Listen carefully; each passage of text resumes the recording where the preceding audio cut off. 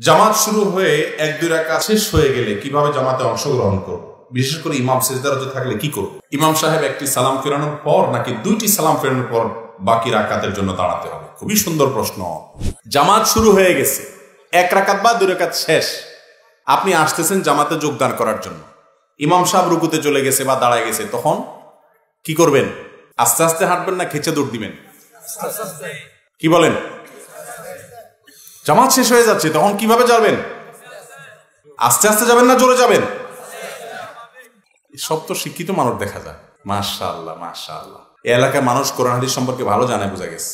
আস্তে আস্তে যাইতে হবে। আমাদের দেশে সাধারণত দেখা যায় ইমাম সাহেব রুকুতে চলে গেলে দৌড়টা দেয় কি পাগলা দৌড়। কেন দৌড় দেয় এরকম জানেন? জামাতের প্রতি মহব্বতের কারণে। ইমাম সাহেব রুকুতে চলে গেছে, আমার ছুটে গেলে একটা আমল ছুটে যাবে, এই জন্য দৌড় দেয়। হইতে পারে, কিন্তু বেশিরভাগ ক্ষেত্রে যেটা হয়, আল্লাহ মাফ করুক, সেটা হলো যে ইমাম সাহেবের রুকুতে যায় দৌড়তে পারলে এই রাখাটা আর পড়া লাগবে না, বাঁচলাম বাবা, ঠিক না? এই জন্য দৌড়টা দেয়। কিন্তু দৌড়ের স্টাইল দেখে মনে হয় আল্লাহর ইবাদতের জন্য কত পাগল বেচারা, কি দৌড় দিছে, আসলে বাঁচার জন্য, 1 রাকাতটা সংক্ষেপ করার জন্য। আউযুবিল্লাহ, সদুদ্দেশ্য আছে। এই জন্য দেখা যায় রুকু থেকে উঠে ইমাম সাহেব দাঁড়ায় গেছে বা সিজদায় আছে, তখন কিন্তু কাউকে দৌড়াইতে দেখা যায় না। যায় কেন যায় না? কারণ এটা ধরে লাভ কি, রাকাত তো আর পাবো না, ঠিক না? অথচ ইমামকে যে অবস্থা পাবেন সে অবস্থায় গিয়ে ধরবেন, দৌড় দিবেন না। দৌড় দিলে নামাজের মনোযোগের খেলাফ হয়। আপনি যদি প্রধানমন্ত্রীর সাথে সাক্ষাতের সুযোগ পান, প্রধানমন্ত্রী পরের কথা, আপনার আসলে এমপি সাহেবের সাথে সাক্ষাতের সুযোগ পান, আপনাকে কেউ নিয়ে গেছে, দোস্ত চল এমপি সাহেবের আমি পিএস তোরা আজকে দেখা করে দিব। আপনি এমপি সাহেবের কাছে যাওয়ার সময় কেমনে যাবেন? দৌড়াইতে দৌড়াইতে দৌড়াইতে দৌড়াইতে হাঁপাইতে হাঁপাইতে ভিতরে এরকম হাঁপাইতে হাঁপাইতে বলবেন, এমপি সাহেব আসসালামু আলাইকুম, ভালো আছেন, এরকম করবেন? এরকম করলে এমপি সাহেব তো ধরে একটা কষায় চড় মারতেও পারে। বেয়াদব নাকি? এরকম করে আসে নাকি কেউ? আপনি কি করবেন?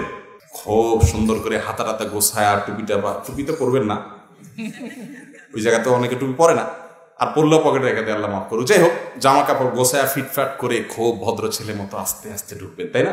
শ্বশুরবাড়ি জামার মতো আস্তে আস্তে যাইবেন। তো সবই তো বুঝেন, মাশাআল্লাহ। আল্লাহর দরবারে দাঁড়াবেন, দৌড়াইতে দৌড়াইতে এবার যায় হাত বাইন্দা হাঁপাইতে থাকে। এইটা হাদিসে নিষেধ আছে।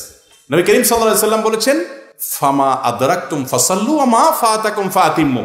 আস্তে আস্তে আসবা নামাজ পড়তে, আসতে গেলে যতটুকু পাও ততটুকু পড়বা, যতটুকু ছুটে যায় ততটুকু পরে কাজা করবা, পরে আদায় করবা। কিন্তু তুমি হাঁপাইতে হাঁপাইতে দৌড়াইতে দৌড়াইতে যাবা না, ধীরে সুস্থে স্বাভাবিকভাবে যাবা। কথা কি বুঝাতে পারছি? এখন কথা হলো, ইমাম সাহেব যদি সিজদায় থাকে তাহলে আমরা কি করব? আমরা দাঁড়ায় থাকবো, কারণ সিজদায় গিয়ে লাভ কি? ইমাম সাহেব সিজদা থেকে উঠে আবার দাঁড়াবে, তারপর আল্লাহ আকবার করে হাত বাঁধবো, ঠিক আছে না? এখানে তো উল্টা পাল্টা ওয়াজ করলে ধরে ফেলে দেখি। মাশাআল্লাহ মাশাআল্লাহ মাশাআল্লাহ, খুব ভালো লাগলো আপনাদের এলাকার মানুষ দেখে। এই সমস্ত জায়গায় ওয়াজ করে না শান্তি, যে বক্তা উল্টা পাল্টা বললেও ধরে ফেলায়। আজকাল তো বক্তা যায় বলে ঠিক, ঠিক বললেও ঠিক, বেঠিক বললেও ঠিক। আলহামদুলিল্লাহ, আপনাদের মতো এরকম চৌকান্না যদি এদেশের সাধারণ মানুষ হয়ে যায়, তো বক্তারা আর বক্তৃতার মঞ্চে বসে ফাও কথা, উল্টা পাল্টা কথা বলতে পারবে না ইনশাআল্লাহ। ভাইরা আমার, ইমাম সিজদায় যদি থাকে, আপনার উচিত হবে আল্লাহু আকবার বলে হাত বেঁধে সোজা সিজদায় চলে যাবেন, রুকু না। যেহেতু ইমাম সিজদায় আছে, আপনি কোথায় যাবেন? হাত বেঁধে ডাইরেক্ট সিজদায় চলে যাবেন। সিজদায় গিয়ে একটা তাসবিহ দিতে পারলে দেন, না দিতে পারলে উঠে যান। কারণ সিজদায় গেলে বান্দা আল্লাহর সবচেয়ে কাছে চলে যায়। একটা সিজদা দিতে পারছেন, আপনি তাসবিহ পড়লেন, তাকবীর পড়লেন, সিজদা দিলেন, কতগুলো আমল যুক্ত হয়ে গেল। তারপর দাঁড়ায় থাকলে কি লাভ হবে? কথা কি বুঝাতে পারছি? অনেক লোকরে দেখবেন মসজিদে গিয়া ইমাম সাহেবের সিজদায় পাইলে দাঁড়ায় থাকে, বোকার দাঁড়ায়, আবার ইমাম উঠে তারপরে এবার হাত বাঁধে। এমনকি বৈঠকে আছে ইমাম সাহেব, তাহলে ওই অবস্থায় গিয়ে যোগ দিয়ে ফেলবেন। যে অবস্থা পান সে অবস্থায় যোগ দিবেন, কারণ আমলের মধ্যে যত আগে শরীক হবেন তত বেশি সওয়াব হবে, ঠিক না? ঠিক, দাঁড়ায় থাকলে কি সওয়াব হবে? বিধায় এই জিনিসটা খেয়াল করবো ইনশাআল্লাহ। এরপরে প্রশ্ন হলো, জামাতে 1-2 রাকাত শেষে জামাতে অংশগ্রহণ করার পর ইমাম সাহেব একটি সালাম ফেরানোর পর নাকি 2টি সালাম ফেরানোর পর বাকি রাকাতের জন্য দাঁড়াতে হবে? খুবই সুন্দর প্রশ্ন। আপনার 1 রাকাত 2 রাকাত ছুটছে, ইমাম সাহেব সালাম ফেরানোর পরে আপনার সেই ছুটা রাকাতগুলো পড়বেন আপনি। এখন এই মুহূর্তে আপনি কি করবেন? ইমাম সাহেবের 1 সালামের পরে দাঁড়াবেন না 2 সালামের পরে? কিসের 2 সালাম? ইমাম সাহেব আস বলতেই তো সব কাড়ায় যায়, 2 সালাম তো পরের কথা, ঠিক না? ঠিক।